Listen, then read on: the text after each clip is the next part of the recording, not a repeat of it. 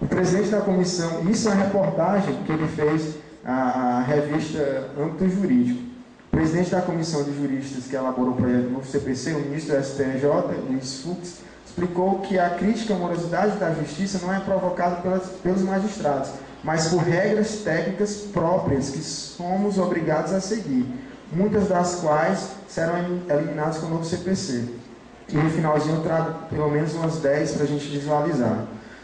Considerou inadmissível que o processo demore de 10 a 20 anos para ser concluído, quando, ao seu ver, o prazo razoável é 1 ano. Ele destacou que só na primeira instância o advogado pode apresentar 30 recursos. As questões incidentais nesse novo processo civil vão seguir aquela regrinha que algumas pessoas já estão até acostumadas no juizado especial. Deixam para ser discutida como preliminar do recurso. Ainda sobre a morosidade causada por esses instrumentos jurídicos, o ministro afirmou que cerca de 1 milhão de ações para ressarcimento de perdas decorrentes dos planos econômicos da década de 80 e início de 90 ainda não foram julgados. Você vai ter também um incidente aqui em que você vai conjugar as várias demandas repetidas em uma só fundamentação decisiva, onde aquela será parâmetro para as demais. Talvez a mais preponderante modificação desse novo CPC. Então, essa conclusão parcial é essa conversa que eu estava tendo com vocês, que a efetividade da jurisdição pressupõe solução processual em um prazo razoável. Interessante que também o ministro, conversando lá na entrevista, ele determina o seguinte: celeridade e razoabilidade podem estar em planos diferentes. Você tem 250 mil processos, recursos para ser enviado ao STF, por exemplo, dentro de todo o Brasil. Se você for de maneira física, esses 250 mil podem durar 6 meses, 8 meses a chegar. Mas se você implantar de maneira virtual, em menos de 10 minutos você poderá estar lá no STF com todos os 250 mil. E isso nós encontramos atualmente. O processo eletrônico já é uma realidade nossa. Mas o problema vem depois. Bom, ambos chegaram. Devagar ou não, mas chegaram.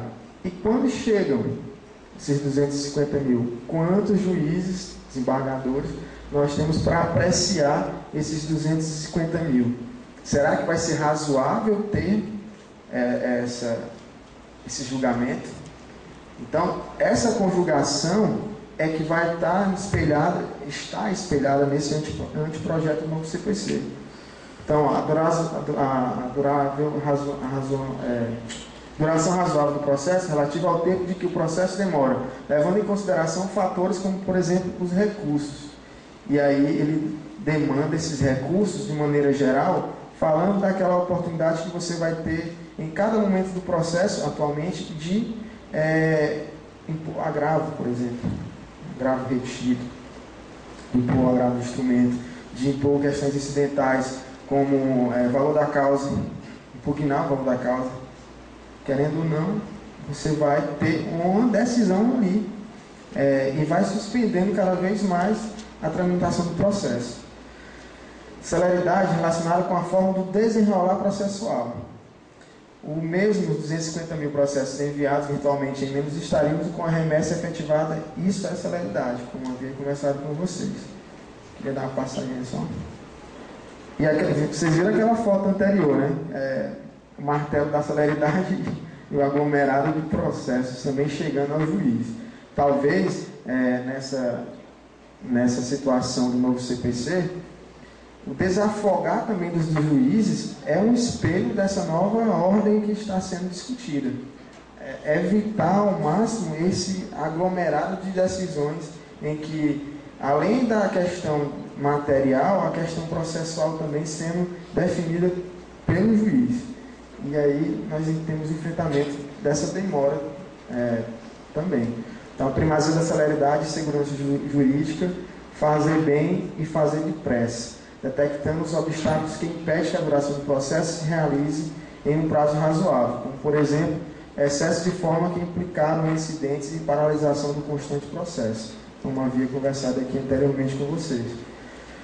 E aí, nessa estrutura do CPC, novo CPC, você tem um sistema que não proporcione à sociedade o reconhecimento e a realização dos direitos ameaçados ou violados, que tem cada um dos jurisdicionados, não se harmoniza com as garantias condicionais de um Estado democrático de direito. Sendo ineficiente o sistema processual, todo ordenamento jurídico passa a carecer da real efetividade. Então, o processo realmente com princípio ético para se ter esse acesso à justiça. E eu trago essa nova divisão aí para vocês visualizarem, retirando alguns livros e enxugando mais esses procedimentos incidentais. Você tem a parte geral, que ganha aí a parte geral, que era uma crítica aos processualistas, que não existia nesse código, não existe nesse código.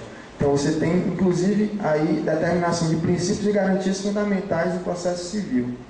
Já está incluso essa visão que eu estava relacionado com vocês, do neoprocessualismo, do neoconstitucionalismo.